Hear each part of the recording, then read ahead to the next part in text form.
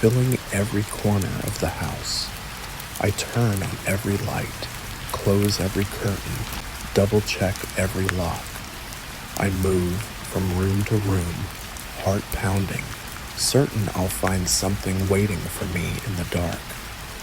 Dinner is a struggle. I force down a few bites, my appetite gone.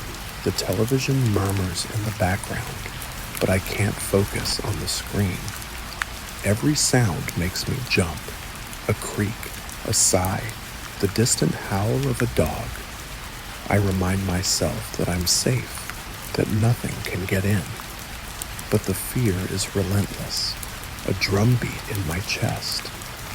Night falls, and the house feels smaller, the walls closing in.